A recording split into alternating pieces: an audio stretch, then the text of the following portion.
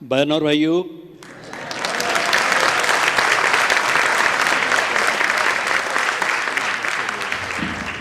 अमीन सायानी की आवाज, अंदाज और बीना का गीत माला जैसे देश के पहले हिट रेडियो प्रोग्राम के बारे में। लेकिन हुआ ये कि कुछ ऐसे गरजे बादल, कुछ ऐसी चमकी बिजलियां कि उन उस गरज और उस चमक में मुझे आप लोगों की शिकायत सुनाई देने लगी।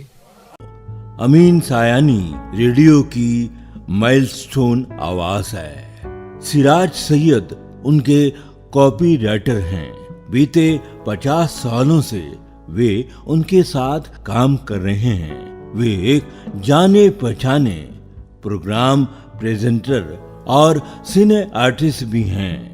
सीनियर जर्नलिस्ट और राइटर शकील अख्तर ने उनसे हाल ही में बातचीत की है। इस बातचीत में सिराज सैयद ने अमीन सायानी के रेडियो सफर को बशिद्दत याद किया। सुनिए उसी बातचीत के विशेष अंश, सिराज सैयद की जुबानी, अमीन सायानी की कहानी।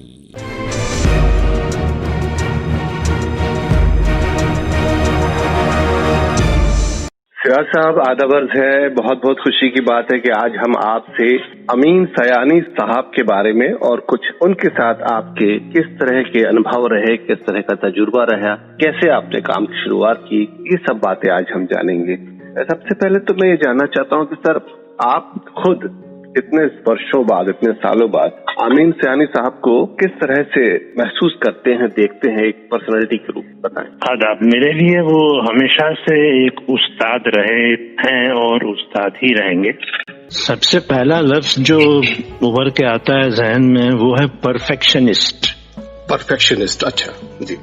यानी कि जो भी है हर चीज को बेहतरीन बनाने की कोशिश। बहुत अच्छा। दूसरी बात तो वो कहते थे कि जबान आसान होनी चाहिए, आम फहम। जी, आम फहम होनी चाहिए। इसमें बहुत ज्यादा ना तो उर्दू हो ना तो बहुत ज्यादा हिंदी हो। उनकी शख्सियत अभी मेरे लिए वही है जो आज से 50 साल पहले थी, क्योंकि मैंने 50 साल पहले उनके साथ काम करना शुरू किया था। बस इतना फर्क उनकी शख्सियत में आ गया है कि उम्र लगभग 88 साल की हो गई है, इसलिए थोड़ा सा हाफिजा जाने लगा है और चलने फिरने में जरा तकलीफ होती है उनको। इसके अलावा जब वो काम करने बैठते हैं और स्टूडियो में जाते हैं जी, तो वही जोश और खरोश होता है जो आज से 50 साल पहले मैंने देखा था। जी जी। वो आपको दौर याद है? आपने उनके साथ कई तरह के कार्यक्रम किए, स्पेशली वो दौर जब आपने बिना का गीत माले रेडियो सिलोन से शुरू हुआ था। वो शुरुआती दौर के बारे में और उसकी जो जिस तरह से लोगों ने बहुत पसंद किया, कुछ ही दिनों में ही वो बहुत बड़ा मकबूल और एक मारूफ प्रोग्राम बन गया। आप उसके बारे में कुछ याद दिलाएं, कुछ बताएं। बिना का गीत माला से मैं बहुत कम उम्र से जुड़ा हूँ, लेकिन एक श्रोता, एक सुनने वाला सामीन की हैसियत से जी। लेकिन हुआ ये कि ये बहुत मकबूल हो चुका था और मेरी उम्र उस वक्त सिर्फ 7 या 8 साल थी जी। और मेरे बड़े भाई अपने चंद दोस्तों के साथ एक होटल में जाके सुना करते थे जी, क्योंकि 5-6 लोग होते थे तो किसी के घर में जाके सुनना अच्छा नहीं लग रहा था जी। वहाँ ये आलम होता था कि पूरा होटल खचाखच भरा हुआ होता था और सब लोग 7:45 से पहुंच जाते थे, 9:15 तक वहाँ रहते थे। लेकिन हम पुराने थे तो किसी तरह हमको जगह मिल जाती थी। बहुत अच्छा। जी जी। और दोस्तों में शर्तें लगती थी। मेरे बड़े भाई मुझसे 13 साल बड़े थे। हाँ।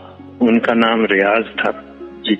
वो असल में 4-5 जो दोस्त थे उनके, वो सभी उन्हीं की उम्र के थे जी। मेरी उम्र का कोई नहीं था। मतलब मैं यहाँ 7-8 साल का और बाकी सब 20-21 साल के। अच्छा जी। तो लोगों को बड़ा अजीब भी लगता था कि इस बच्चे को ये क्यों लेके आते हैं। हाँ, तो उसकी वजह ये थी कि मैं अंदाजा लगा के बता देता था कि बिना का गीत माला में छोटी की पायदान पर कौन सा गाना है। यानी आपको उस समय से पूरी वो एक कैलकुलेशन था पूरा और एक मालूमात थी कि भाई हाँ ये गाने चल रहे हैं और इसमें इस बार चोटी पर शिखर पर ये गाना होगा, और वो उसकी आवाज थोड़ा सा आप झलक सुना दीजिए, क्योंकि आप मिमिक्री आर्टिस्ट भी हैं, एक अच्छे कलाकार हैं, अभिनेता हैं, रेडियो प्रेजेंटेटर हैं। अमीन सयानी साहब, अमीन सयानी साहब का जो एक अंदाज था उस समय का, एक अगर आप विशाखा की माला की चोटी की पायदान 72